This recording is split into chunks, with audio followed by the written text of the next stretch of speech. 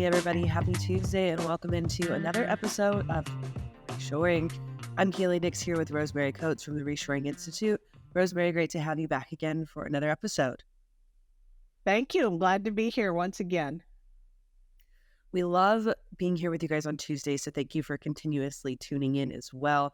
We've got an interesting topic to break down today. We're talking about contract manufacturing and a little bit about how that relates to the reshoring picture from not just a manufacturing perspective, but also from a 3PL perspective. So let's go ahead and dig right into it. For contract manufacturing, what do we truly mean when we talk about that? Yeah, so I think it's a little bit misunderstood or a little difficult to understand. Contract manufacturing, though, is when you use a manufacturer that is not your own. So you actually have a supplier that does manufacturing on your behalf. And there are lots of big manufacturers, contract manufacturers such as Jabil and Flex and Foxconn. And there are thousands of smaller manufacturers and regional manufacturers around that will take your design and manufacture the product on your behalf. It's a growing industry for sure, and one that's highly interesting, particular to companies that are reshoring. Context of reshoring, there's a lot of opportunity for things to go awry if you're using a contract manufacturer, right? You're adding now another step into this complex supply chain. You're adding the ability for your designs to be misinterpreted or maybe misappropriated in some cases. Can you talk a little bit about some of maybe the nefarious things that might happen if you choose to use a contract manufacturer? Sure. So, as you know, Kaylee, I also do expert witness work, and I've been involved in a number of legal cases that involve contract manufacturers, disputes with contract manufacturers. There's all sorts of things that can go wrong. I would say mostly it's probably a pretty good way of executing manufacturing, but you also have to be aware and informed regarding how contract manufacturing works. So, for example, a contract manufacturer will buy parts and products that are going into your product assembly, and then control that inventory typically through their ERP system. At the end of the contract, though, they may have leftover parts that they've purchased on your behalf, and additional inventory that's not going to be used. And so the question is, whose responsibility is that? So the contract manufacturer could be left with $1 million or $2 million worth of parts and components, and they're going to try to bill you for that if you are the company that outsourced to them. And so therein lies a dispute. I would say the vast majority of the cases that I've worked on involved inventory at the end of a project. And so there's a compelling reason because of that to be very carefully monitoring your contract manufacturers. So here's how the process works. A contract manufacturer makes their services available to multiple companies. So they typically manufacture for lots of different companies. And let's say you want to make 1,000 of your particular product. And so you contact the contract manufacturer and say, I want you to manufacture for me 1,000 of these products, or 10,000 or 100,000 of these products. And you give them the designs and the instructions on how to manufacture the item, and how many you're going to need. So you may tell them that, but don't confirm it. You don't confirm how many you're going to need. You just say, this is what we think we're planning to order. So essentially, you're giving them a forecast. And based on that forecast, the contract manufacturer will go out and procure all the parts. So if they don't have that forecast in writing, you haven't provided a purchase order or a written confirmation of the forecast, they're taking on some risk to go out and buy parts that maybe you're never going to need. So along comes your your orders, and you decide you want that contract manufacturer to make only 9,000 of 10,000 of the parts. And meanwhile, they've already procured enough parts and components for 10,000 products. So you have a discrepancy in how much they've procured and how much they're going to use. So that's one issue. There's also control issues. So, of course, having control over the quality of an external factory, how you communicate with them, all these things are involved in good oversight, good supply chain oversight of contract manufacturing. It's a very, very popular idea right now, though. An awful lot of companies would prefer not to do their own manufacturing and instead farm it out to a contract manufacturer. So let's take Apple as an example. So you may know Apple doesn't make anything. They design all the products in here in Silicon Valley, where I live, and then all of their manufacturing is outsourced. So they have big factories in China and India, Vietnam, where they're actually manufacturing their goods and assembling their goods, and those are all contract manufacturers. So that's a very good example. If you ever bought an Apple product, you'll notice on the label it says designed in Cupertino, California, made in China or made in Vietnam. And that's because they're actually not physically making their own equipment, and it's all pretty much made overseas. So, when we're talking about the proportion of companies who use contract manufacturing, are we looking at a vast majority of companies who are based in the United States and then do their manufacturing overseas, whether that's China, Vietnam, et cetera, them using contract manufacturers themselves, or is it kind of a slim majority who are using that? I would say it's probably about 50-50. So lots of manufacturers have their own factories and manufacture their own goods, but many of them outsource. And that's particularly true in the electronics industry.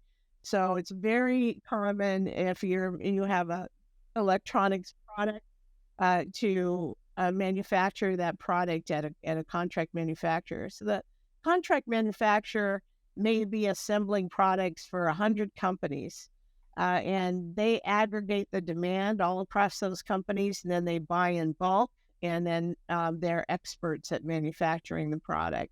And that, as I mentioned, is particularly common in electronics, where a contract manufacturer is really good at making electronic parts, and so they're making them for all kinds of companies. So it's not unusual for a company like Foxconn. I think we've all heard of Foxconn in China. They're actually a Taiwanese company, but most of their manufacturing is in China. And so, a company like Foxconn may be manufacturing for Apple and HP and Samsung and, a whole host of electronics companies. And so that's the most common use. And then the other thing is startup companies. Of course, here in Silicon Valley, there are thousands of them, and they may design a piece of hardware, and then it's the outsourced to a contract manufacturer to actually manufacture the part. So it's very common, across the board. And so I would say, the question was how common is it? I would say probably 50% of the companies out there are doing some contract manufacturing of one type or another. Then, of course, we have to loop this into the reshoring conversation because that begs the question how many of these companies are doing it out of necessity or out of the need to cut cost and to increase their margins versus how many of them are doing it because it makes business sense, right? How does this relationship between contract manufacturing and reshoring look?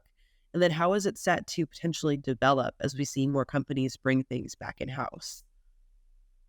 Yeah, so reshoring is kind of dependent on contract manufacturing in a lot of ways. So companies may want to reshore in some way or another, but they either don't have the funds or don't want to invest in a big site and set up manufacturing. So they reach out to contract manufacturers to do that on their behalf. So it's very closely tied to reshoring. I think when we think about reshoring, you would, I think, generally think, well, you're going to open a factory and start manufacturing your own goods, but it's more likely that you're going to set up a relationship with a contract manufacturer and have them manufacture on your behalf. Now, let's talk about cost for a minute because you had mentioned that. So, contract manufacturing may not be a cost savings per se, but in a company that's designing a product like Apple, for example, they're all focused on the design. Google is another good example. They're making Google phones, but they are not doing the manufacturing, that's outsourced. So the companies are focused on designing a product or developing a product, and they don't necessarily want to be experts in manufacturing. And so they buy that service. So contract manufacturer, operates in that regard. And then also contract manufacturer, if they have contracts across multiple industries and companies, they're going to buy certain components in bulk. So fasteners, for example, capacitors, wiring, those kind of things are probably in every product they're making. So they can buy in bulk for multiple projects that they're working on, multiple companies, and then resell those parts to the companies at a small markup. So they make some money there, and they're able to buy at a cheaper price. But overall, I think contract manufacturing is likely to be slightly more expensive than it would be if you had your own factory. But there are so many business reasons why you would want to outsource that instead of having your own. So when we think about contract manufacturing, it's not just the idea of sourcing out to a company that's overseas, right? You could have that company who establishes Oh, a yeah. factory in the United States, say if we're talking about US companies, but that would still be contract manufacturing if you are, say Apple producing phones here in the US. That would never happen. But if that were to happen, that would still be an example of contract manufacturing, right? Yeah, absolutely. And there's lots of contract manufacturers here in the US. There's lots of regional ones and as well as local companies that might be doing some kind of assembly work for you. There's a crossover and overlap between contract manufacturing and 3PLs also. So, listeners might be thinking, well, isn't that what 3PLs do? And then to some extent, that's true. So 3PLs are often involved in some kind of final assembly or not just picking product, shipping them, but actually doing some kind of processing. Um, for example, you might have a contract manufacturer that puts a cable in a box that is appropriate for the U.S. market, and then another cable in a different box for company for sales to Europe, the European market, which requires a different kind of cable. So those kind of things. So 3PL may be doing some finishing and the order fulfillment side. The contract manufacturer is usually doing more of the manufacturing process, a little bit a more sophisticated kind of manufacturing. But there is definitely some overlap, and you see that from time to time also. So let's talk a little bit about the difference between an EMS and a contract manufacturer. Where do those differences lie, and how should companies go about deciding which one they want to use? Yeah, so an EMS is an electronics manufacturer. It's EMS is electronics manufacturing services, and those are mostly for electronics goods, and they're specialized because electronics requires certain things that you wouldn't find in other industries. So, in electronics, you have a lot of testing and circuitry, and sometimes they're making circuit boards and a lot of things that are just not found in other kind of manufacturing environments. So EMSs are specialized in electronics. And then contract manufacturing is the broader term that includes a kind of EMS and many other kinds of manufacturing. So there's some crossover there and some just definitions in terms of what they're doing. I think there are reasons to be controlling those contract manufacturing, having a solid oversight, making sure you're checking on them, that you show up and look at their manufacturing sites, whether it's in the US or around the world. A lot of these big contract manufacturers, like Jabil and Sanmina, SEI. These are the big guys. They have manufacturing facilities all over the world. So not only in Asia, China, maybe Malaysia, um, Mexico, maybe Eastern Europe. So these are big companies that offer their kind of services worldwide. And then there are others, as I mentioned, that are more localized. So you might have a small contract manufacturer existing anywhere in the world, and particularly in the US, that can help the smaller companies with their manufacturing projects. So that decision-making process of, am I going to ally myself with a contract manufacturer or not, can be kind of a difficult one. What are some of those things that you mentioned to look out for when you're thinking about dealing with a contract manufacturer? You mentioned site visits and things like that, but is there anything else that people should really keep an eye out for? Yeah, absolutely. So I think, as I mentioned, I get involved in a lot of these lawsuits that involve contract manufacturers. And by far the biggest issue is inventory control, and whether or not a contract manufacturer was actually authorized to go ahead and buy a product on your behalf for manufacturing. So the first piece that's just critical is giving the contract manufacturer a forecast in writing, and telling them this is what we want you to plan for or not. So in some cases, some companies will say to the contract manufacturer, "We think we're going to need 500, but we're not going to give you a forecast until later, 3 weeks from now or a month from now." And so the contract manufacturer is kind of caught between a rock and a hard spot, because if they're trying to meet a schedule, they have long lead items, they need to assemble kits to produce your product. And if you haven't given them the go to buy products to forecast, then they're taking a risk and going out there and buying them without that written authorization. So the first thing to remember is, when you're working with a contract manufacturer, you know what the forecast is going to be, what you intend to buy, to put that in writing to the contract manufacturer so they can keep that on hand, and will use it as a trigger for buying particularly long lead items. So let's say, for example, you want to produce those 1,000 parts and have them available at the end of October.